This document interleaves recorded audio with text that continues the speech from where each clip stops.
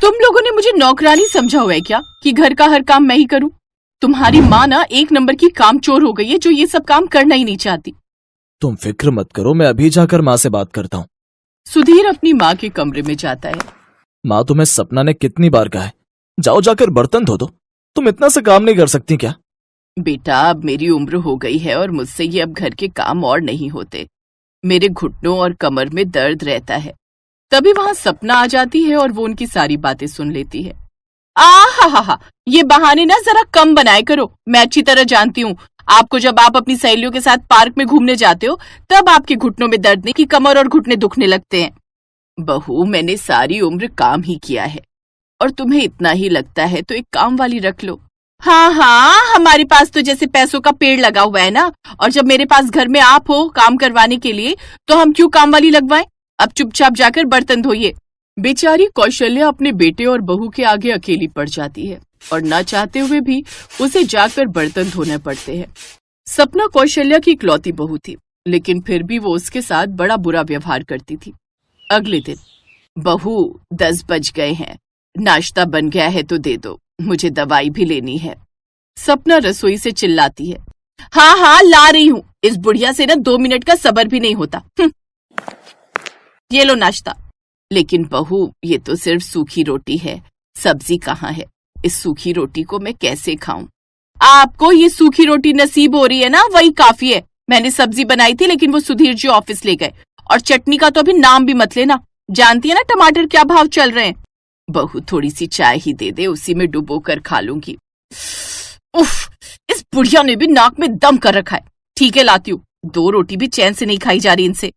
सपना गुस्से में रसोई में जाती है और चाय बनाती है, लेकिन उसमें पेट खराब होने वाली दवाई मिला देती है। बड़ा शौक है ना बुढ़िया को चाय पीने का। अब ऐसा हाल करूंगी कि दोबारा वो चाय मांगेगी नहीं। सपना अपनी सास को ले जाकर चाय दे देती है, जिसे पीते ही उसके पेट में तेज दर्द होने लगता है। ये मेरे पेट में दर्द क्यों हो रहा है? ये देख सपना मन ही मन मुस्कुराती है, फिर कहती है, लो, इस बुढ़िया का फिर ड्रामा शुरू हो गया।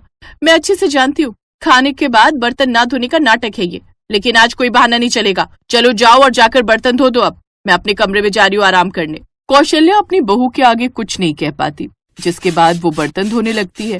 फिर कुछ देर बाद सपना उसे सामान की लिस्ट देते हुए कहती है, अच्छा चलो जाओ और जाकर मनोहर काका की दुकान से राशन ले आओ। लेकिन बहू, मैं अकेले ये सब सामान कैसे लेकर आऊंगी? ऊपर से मेरे पेट में भी दर्द है। ऐसा कर, तू सुधीर को फोन कर दे, वो ऑफिस से आते वक्त ले आएगा। वाह माँ जी, वो बेचारे सारा दिन वहां पर मेहनत करते हैं और आप चाहती हो मैं उनसे बोलूं? आपको तो ना बस काम से बचने का बहाना चाहिए। अब आप जल्दी से जाइए और राशन लाइए, फिर मुझे खाना भी बनाना है। कौशल्या कोई कलेश नहीं चाहती थी, इसलिए वो राशन लाने किराने की दुकान पर चली जाती है। लेकिन जब किराने वाला वो सब लिस्ट के हिसाब से राशन तौलता है तो कौशल्या को देखकर कहता है, क्या आप इतना सब सामान अकेले ले जाएंगी? हाँ, और अगर मैं नहीं लेकर गई तो मेरी बहू मुझे खूब बातें सुनाएगी और मेरा जीना दुश्वार कर देगी। सच कहूं बहन जी, जब तक जगदीश भाई साहब जिंदा थे वो आपको घर की रानी बनाकर रखते थे, लेकिन आपके बेटे और बहू ने तो आपकी हालत ही खराब कर दी है। क्या करे भाई साहब, जो नसीब में लिखा होता है वो तो काटना ही पड़ता है। फिर कौशल्या सारा सामान लेकर घर की ओर चल पड़ती है, लेकिन कुछ दूरी पर चलते ही उसका बैलेंस बिगड़ जाता है और वो जमीन पर गिर पड़ती है और उसके घुटने पर चोट लग जाती है। फिर पड़ोस की एक औरत उसको सहारा देती है और उसे उसके घर तक पहुंचा कर आती है।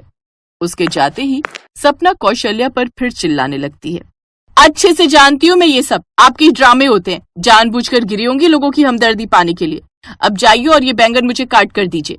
कौशल्या बेचारी अपने कमरे में ले जाकर बैंगनों को काटने लगती है, लेकिन वो जिस भी बैंगन को काटने लगती वो उछलकर नीचे गिर जाता। हे राम, मेरे बेटे बहू ने क्या मुझे पहले ही कम परेशान कर रखा है, जो अब तुम बैंगन भी मुझे परेशान कर रहे हो। कितनी बार तुम सबको पकड़कर ऊपर रखूं? अम्मा, तुम परेशान ना हो, हम तुम्हें दुख देने नहीं बल्कि तुम्हारे दुख दूर करने आए हैं। हैं? ये क्या चमत्कार है? कहीं गिरने की वजह से मेरे सिर पर चोट तो नहीं लग गई? नहीं नहीं, हम सब तो आपकी मदद करने आए हैं।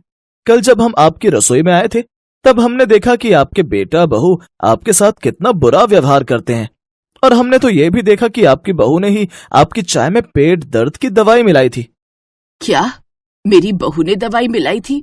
हाँ, और अब आप देखो मैं उनके साथ कैसा व्यवहार करता हूँ। बचपन में आपने भी तो अपने बेटे को पाला पोसा था, तो उस हिसाब से उनको भी आपका ध्यान रखना चाहिए। अब हम आपको बताएंगे कि कैसे देखभाल की जाती है। फिर वो बैंगन उन सबको अच्छे से मजा चखाने जाते हैं। चलो भाइयों, अब तुम्हें पता है ना हमें क्या करना है? हाँ हाँ, हम सबको पता है हमें क्या करना है। अब सभी बैंगन अपने अपने हाथ में डंडा लेकर जाते हैं और उन दोनों पति पत्नी की पिटाई करने लगते हैं। अरे ये क्या, ये हमें मार क्यों रहे हैं? और इन बैंगनों के हाथ पैर कहाँ से आ गए? छोड़ो हमें, छोड़ो। नहीं, हम तुम दोनों को तब तक नहीं छोड़ेंगे जब तक तुम अपनी सास से माफी नहीं मांग लेते। सुधीर, जिस माँ ने तुम्हें बचपन में पाला पोसा, तुम्हारा इतना ध्यान रखा, और जब तुम्हारी बारी आई उनका ध्यान रखने की तो तुम उनके प्यार को इतनी जल्दी भूल गए। और सपना, अम्मा ने तो तुम्हें भी इतना प्यार दिया, फिर तुम उन्हीं के साथ ऐसा करने लगी।